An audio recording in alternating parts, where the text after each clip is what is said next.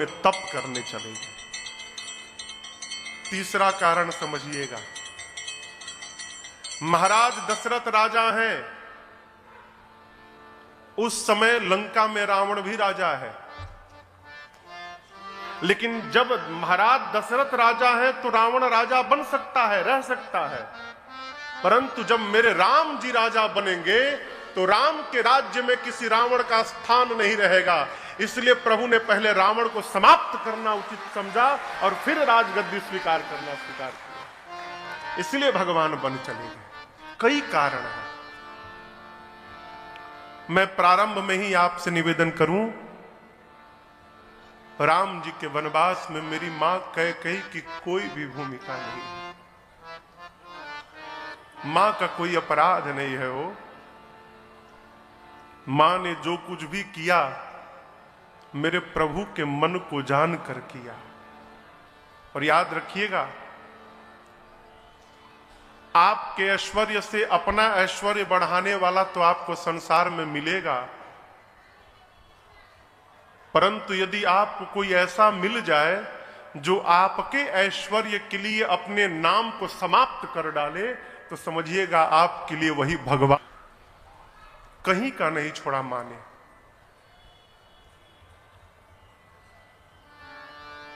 कैकेयी जानती थी राम बन चला जाएगा तो मेरा पुत्र भरत मुझे जीवन भर कभी मां नहीं कहेगा।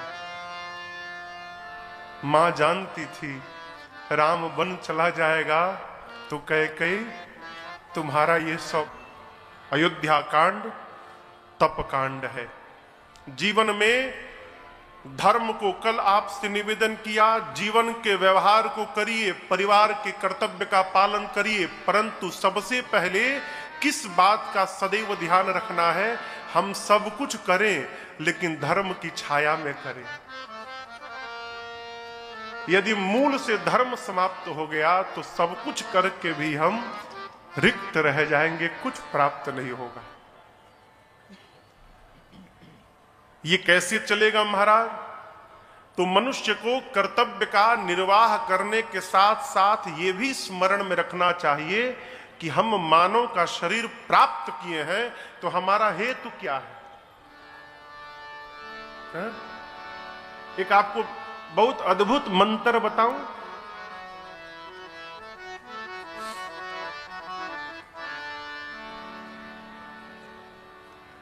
जीवन में व्यवहार करते रहिए और मन से भगवत शरणागति रखा करिए।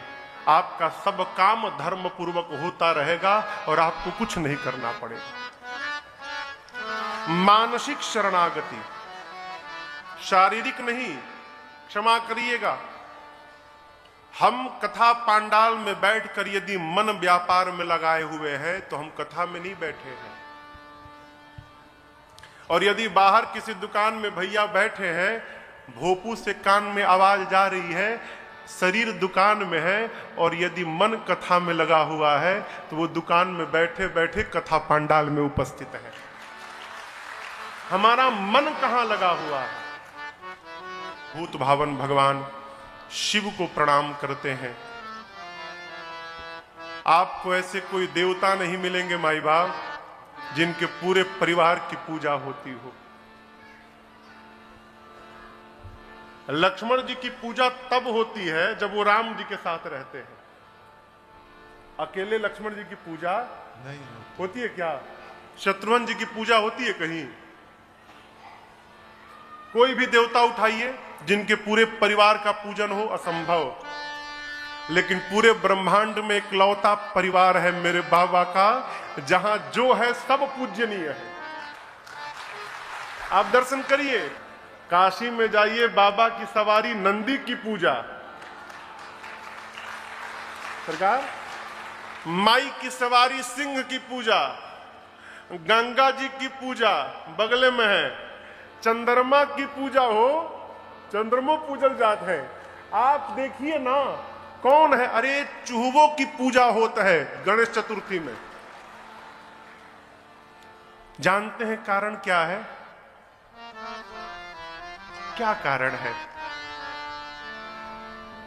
आपको कारण का पता चलेगा तो बड़ा आनंद आएगा। क्या कारण है कि भगवान शंकर का पूरा परिवार वंदनीय हो गया? कारण समझिएगा, भगवान शंकर अनंत भी तभी कृपा करते हैं माई बाप जब हमारे ऊपर संत की कृपा हो जाती है। संत कृपा करेंगे तो अनंत को तो करना ही है? गुरु की शरण में जाइए, गुरु के बिना राजन। शेखर भैया बैठे हैं, हम लोग राम कथा का मैं रॉ भी नहीं जानता था। कथा तो बहुत दूर के रा के बाद मो है, को है, था है, हम रॉ भी नहीं जानते थे। वो तो मेरे पूज्य महाराज श्री की मेरे पर कृपा हो गई कि राजन से राजन महाराज बन गया हूं, पता नहीं था। ये मेरा नहीं है, उनकी कृपा है। जब तक आप पर गुरु की कृपा नहीं होगी माई बाप, ये मन निर्मल होने वाला। एक बड़े अच्छे साधक थे प्रातःस्मरणीय पूज्य राजेश्वरानंद जी महाराज, अब तो साकेत चले गए। वो कहते थे, अरे तन को जल से धुलाना सरल है मगर मन को निर्मल बनाना बड़ी बात है। मन को निर्मल बनाना बड़ी बात है। मन निर्मल हो, बन के विद्वान विद्या के अभिमान में अपना मत तो चलाना असंभव नहीं। अपना मत तो चलाना असंभव नहीं, परंतु पूर्ण संयम सहित धर्म की राह पर, पूरे संयम सहित धर्म की राह पर जिंदगी को चलाना बड़ी बात है। जिंदगी को चलाना बड़ी बात है। मन निर्मल हुआ, और मन निर्मल करने के बाद पूज्यपाद गोस्वामी तुलसीदास जी महाराज अयोध्या कांड की पहली चौपाई बाबा लिखते हैं। क्या? अरे जब तेरा ब्याही घर आए, जब तेरा ब्याही घर आए, नित नव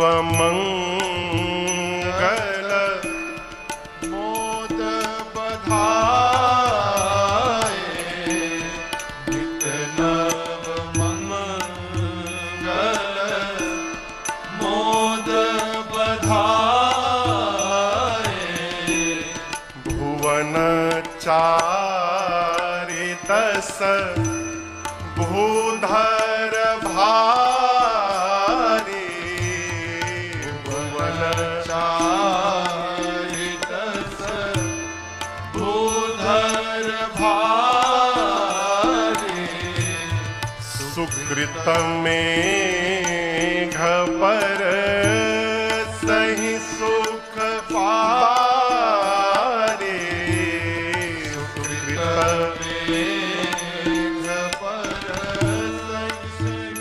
सुकृत रिद्धि सिद्धि संपत्ति नदी सुहाई, रिद्धि सिद्धि संपत्ति नदी सुहाई, उमगे अवध अम्बुधि कहूँ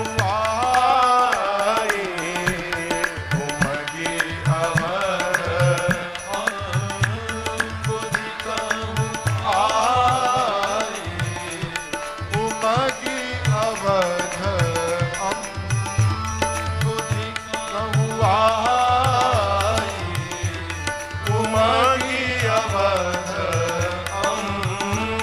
बुद्धि कहूँ आई।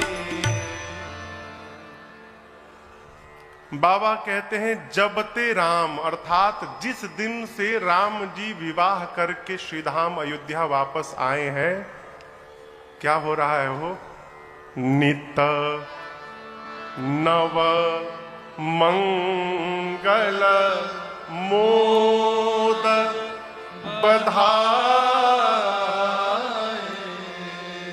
जिस दिन से आए हैं प्रभु, उस दिन से आज तक नित्य नवीन बधाई लोग गा रहे हैं, मंगल महोत्सव मना रहे हैं।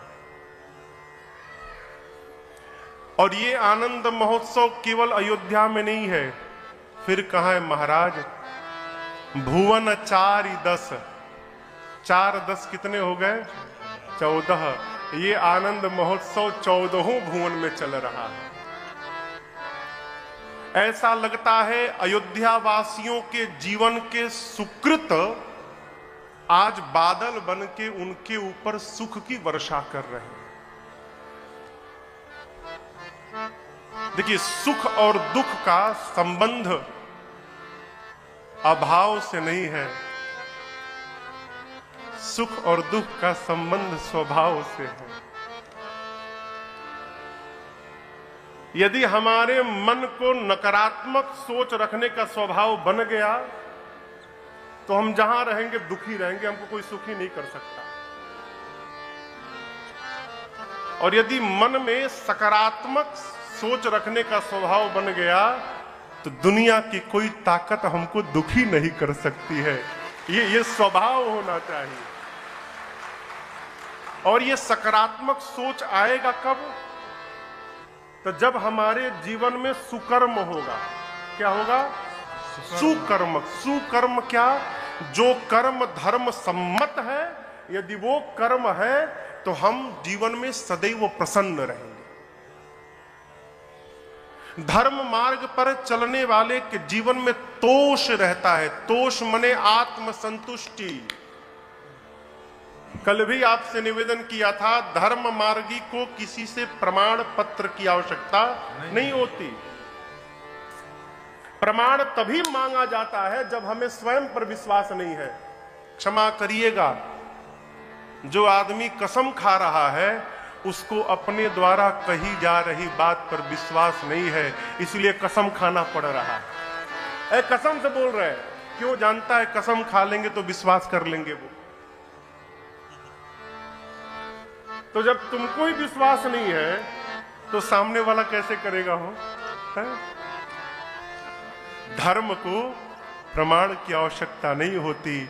जिसके जीवन में सुकृत है, ये सुकृत ही उसके जीवन में सुख की वर्षा करते हैं। रिद्धि सिद्धि संपत्ति रूपी नदियां मानो स्वतः अयोध्या रूपी सागर की ओर दिन रात अनवरत दौड़ती जा रही है। सब विधि सब पुर लोग अयोध्या के सारे लोग प्रसन्न हैं भगवान के मुख को देखकर। रामचंद्र मुख चंद निहारी।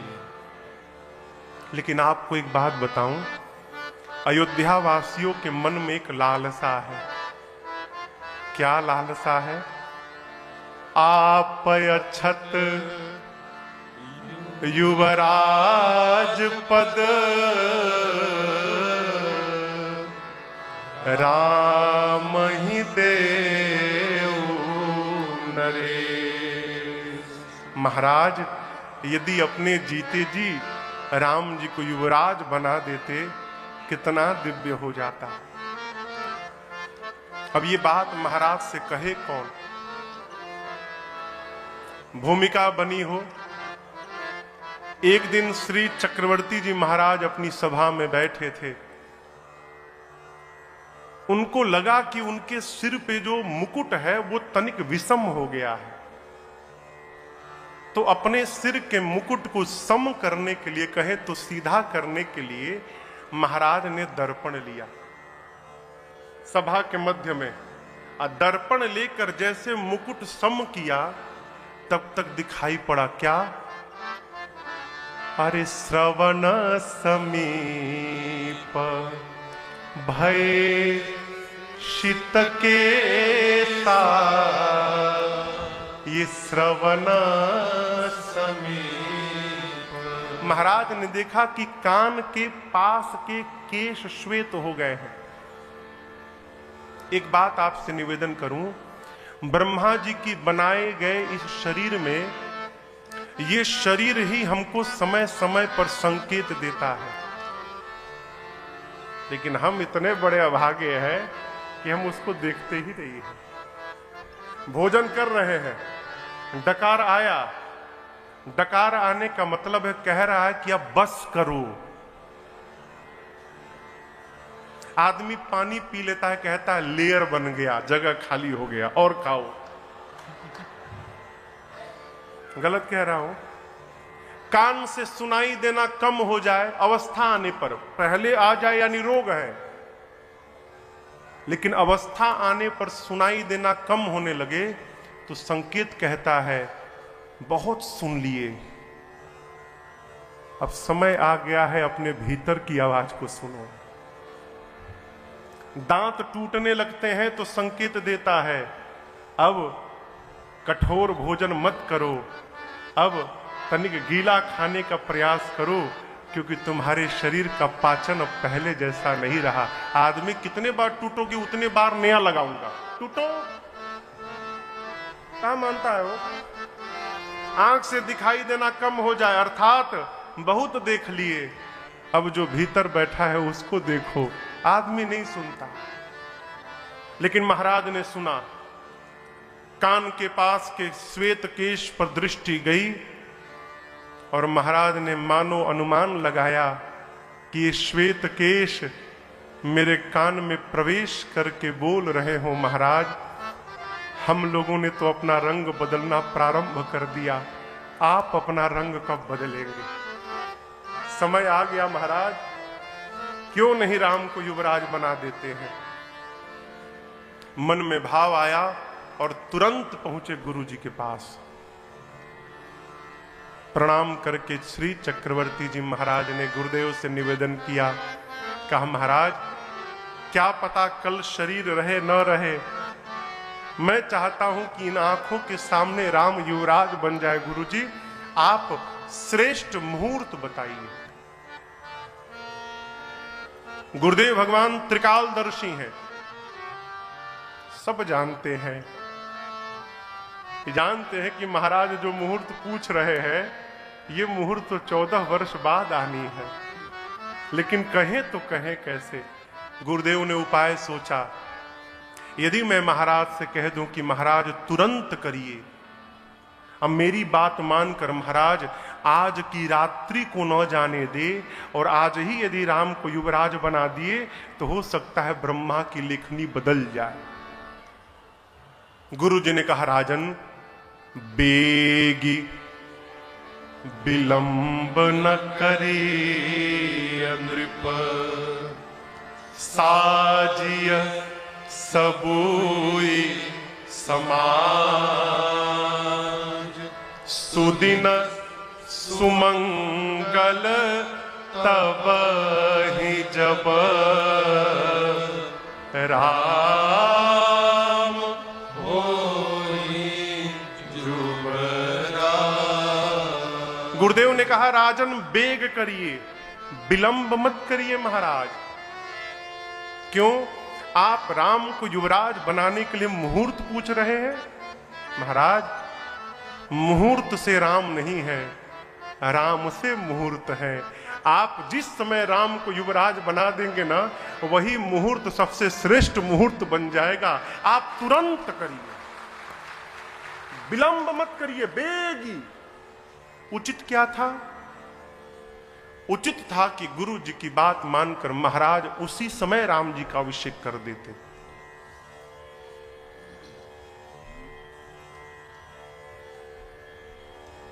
लेकिन ऐसा भया क्या? क्यों नहीं भया?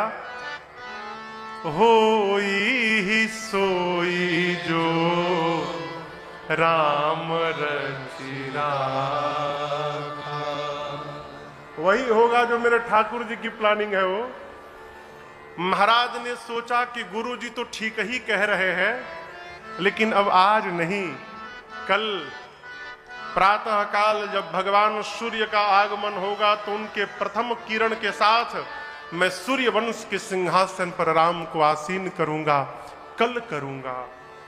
और आपको बताऊं, वो कल तो आया, लेकिन महाराज के जीवन में नहीं आया। महाराज ने सभा में जाकर सचिवों को सुनाया, सचिव चक्रवर्ती जी का जय जयकार करने लगे। महाराज ने गुरुदेव से कहा, गुरुजी आप जाकर राम को उपदेश करके करिए कि राम को आज रात्रि में किन किन नियमों का पालन करना है। गुरुजी पहुंचे राम जी के पास, प्रभु ने दंडवत किया, स्वागत किया, पूजन किया और कहा, गुरुदेव आज्ञा देकर दास को बुलवाया होता, आपने क्यों आने का कष्ट किया गुरुजी? मनुष्य को कभी भी अपनी भाषा से रुग्ण नहीं होना चाहिए। हमारे महाराज जी कहा करते हैं, लाला हाथ का चोट तो समाप्त हो जाता है, लेकिन बोली का चोट जीवन भर कभी समाप्त नहीं होता। इसलिए बोलते समय मनुष्य को सदैव ये ध्यान में रखना चाहिए, कहीं हम तो कठघरे में नहीं खड़े हो जाएंगे। ये एक विद्वान की भाषा का दर्शन करिए। गुरुदेव ने इशारे इशारे में राम जी को सब बता दिया। राम, यदि आज की रात्रि को ब्रह्मा जी ठीक से निकालेंगे, तब आपके पिताजी कल आपको युवराज बनाएंगे। ये कहने की क्या आवश्यकता थी? यदि, जैसे किसी व्यक्ति की पूरी प्रशंसा करिए, धर्मात्मा है, साधु है, सज्जन है, भगवान है, लेकिन लगा दिया ना तो पहले वाला सब समाप्त हो गया। आदमी तो अच्छे हैं लेकिन कंजूस हैं, क्या बचा हो? गुरुजी ने कहा, यदि रात्रि निकल जाएगी ठीक से, अर्थात निकलने वाली नहीं है। गुरुजी ने इशारा कर दिया, पुत्र अपनी यात्रा की तैयारी करो। राम जी ने देवताओं को प्रेरित किया। देवताओं ने मां सरस्वती को भेजा और सरस्वती जी आई। अब मंथरा की मति पलट के चली गई। क्या भया? मंथरा के कहने में मेरी मां कैकई आ गई। कैकई मैया आई नहीं, राम जी की इच्छा से मां ने अपनी मति मिला दी। मंथरा के कहने पर मां कैकई ने चक्रवर्ती जी से 2 वरदान मांगे। पहले वरदान में भैया भरत के लिए राज तिलक और दूसरे वरदान में राम जी के लिए 14 वर्ष का वनवास मांग लिया। आपको बताऊं, महाराज कितना अनुनय विनय नहीं किए मां कैकई के आगे। महाराज कहते हैं, कैकई तुम यही चाहती हो ना कि राम के स्थान पे भरत राजा बने? 2 दिन का समय दे दो, राम के स्थान पर भरत को बुला के राजा बना दूंगा। लेकिन कैकई, बरदू सरयस मंजस मांगा। तुम्हारे दूसरे वरद ने मुझे असमंजस में डाल दिया है। कैकई, राम बन चला जाएगा तो मैं जीवित नहीं बचूंगा। मां तनिक और कठोर भई, बोली महाराज रोइए मत, राम बन चला गया तो आप मरेंगे, और मैं कहती हूं यदि कल प्रातः सूर्योदय के समय तक राम बन नहीं गया मैं मरूंगी। होत प्रात मुनिवेश धरी। उसी कोप भवन में महाराज जैसे किसी पक्षी के दोनों पंख काट दिए जाए, पंख कटने के बाद पक्षी धरा पर गिर जाए और जिस प्रकार उड़ने के लिए फड़फड़ाए हो लेकिन पंख के बिना उड़ नहीं पाए, महाराज की वही दशा हो गई। मन ही मन कहते हैं, हे भगवान सूर्य आप कल उदित मत होइएगा। क्यों? आप निकलिएगा ना तो इस सूर्य वंश का सूर्य अस्त हो जाएगा। आप निकलिएगा मत प्रभु। रात्रि बीती, प्रातः काल लोगों ने देखा कि इतने विलंब हो गए के बाद भी महाराज महल से बाहर नहीं निकले। लोगों ने सुमंत जी को बरबस विदा किया। सुमंत जी गए, जाकर महाराज की दशा को देखा। कैकेयी जी से पूछा, महाराज की ये गति? मां कैकेयी ने कहा, मैं कुछ नहीं जानती हूं, रात भर राम राम किए हैं, राम को बुला के लाओ। सुमंत जी गए, राम जी को तुरंत बुला के लाए। गोस्वामी जी कहते हैं, आज के पहले तक राम जी ने अपने कान से दुख नाम का शब्द भी नहीं सुना था, कि दुख नाम का कोई शब्द भी है। और पिताजी की दशा को देखा, कहा, मां मोहि कहू मां तु तात दुख कारण। मां, पिता के दुख का कारण बताओ मां, मैं पुत्र हूं, मैं तुरंत वो उपाय करूंगा जिससे मेरे पिताजी का दुख समाप्त हो जाए। मां कैकेयी मैया ने पूरी बात बता दी, मैंने क्या क्या मांगा है राम। और आपको बताऊं, राम जी सुने ना, नाचने लगे, नाचने लगे। मेरे प्रभु कहे, मां संसार में वो पुत्र दुर्लभ है मां, जो अपने माता पिता के वचन में प्रेम करे। चरण में प्रेम करना सरल है, सवेरे उठो पांव छू के प्रणाम करो, रात को पांव छू के प्रणाम कर लो, अब बात एक भी ना मानो, ये है चरण में प्रेम। लेकिन वचन में प्रेम करने का अर्थ है माई बाप अक्षरशः आज्ञा का पालन करना पड़ेगा। राम जी कहते, मां जो पुत्र अपने माता पिता के वचन में प्रेम करे दुर्लभ होता है, जो अपने व्यवहार से अपने माता पिता को संतुष्ट कर दे मां, वो दुर्लभ संतान है मां। आज आपकी कृपा से मां राम को सौभाग्य प्राप्त हुआ है कि मैं अपने पिताजी को वचन को पूर्ण करूंगा। मां ब्रह्मादि सब प्रकार मेरे सन्मुख हो गए, मेरा छोटा भाई राजा बन जाएगा, कितना आनंद हो गया मां। लेकिन मां इतनी सी बात के लिए पिताजी को इतना कष्ट, कहीं मेरे से कोई अपराध तो नहीं हो गया है मां।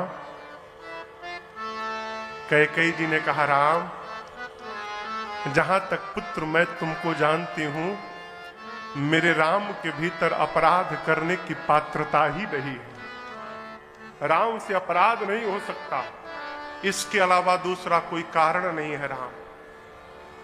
राम जी ने महाराज के चरणों को प्रणाम किया। चक्रवर्ती जी ने राम जी को गले लगाया। वो अपने पिता की आज्ञा का पालन करे, संतान के लिए जीवन में इससे बड़ा दूसरा कोई धर्म नहीं है।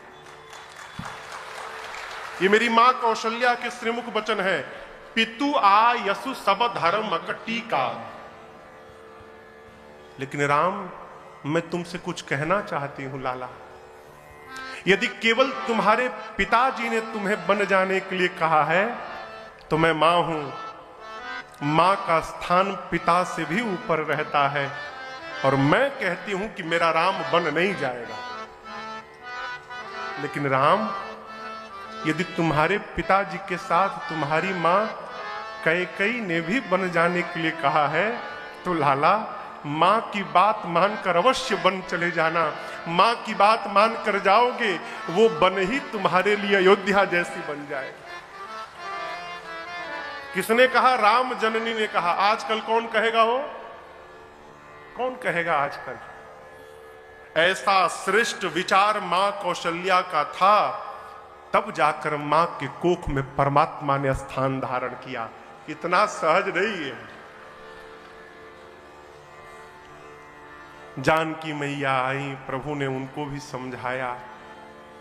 प्रभु ने मां को बहुत वन का भय दिखाया। कैसे रहोगी? वन बड़ा भयानक है, हिंसक पशु है, कंकड़ीले मार्ग है, नदियां हैं, पहाड़ है, घनघोर वन है। तुम वन के लायक नहीं हो।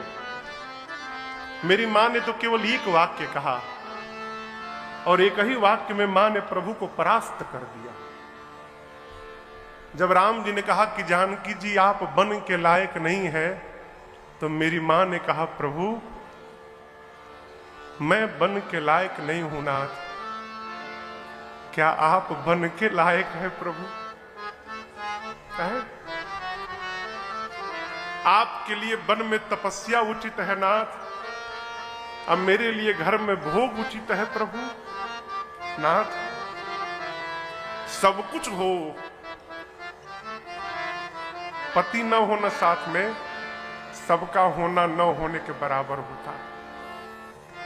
जल के बिना नदी का कोई अस्तित्व नहीं है नाथ, प्राण के बिना शरीर का कोई मूल नहीं है प्रभु। उसी प्रकार आपके बिना मेरा कोई अर्थ नहीं है। मैं वन में आपके साथ रहूंगी तो लगेगा महल में बैठी हूं, आपके बिना प्रभु महल भी वन से अधिक दुखदाई हो जाएगा। मां ने जब ये बात कही तो मेरे प्रभु निरुत्तर हो गए, साथ में चलने की अनुमति दे दिए। अभी अनुमति दिए ही तब तक लक्ष्मण भैया चले आए। प्रभु ने लक्ष्मण जी से कहा, भाई पिताजी मेरे वियोग में बहुत दुखित हैं, भरत शत्रुघ्न भी नहीं है, मैं बन जा रहा हूं, अयोध्या का क्या होगा? एक काम करिए, आप यहीं रहिए और अयोध्या का भार संभालिए। लक्ष्मण जी कहे, प्रभु आप मान सरोवर में रहने वाले हंस के सिर पर। पिताजी को प्रणाम करके गुरुदेव भगवान के द्वार पर पहुंचे, आश्रम के गए, गुरु जी को प्रणाम किए, ब्राह्मण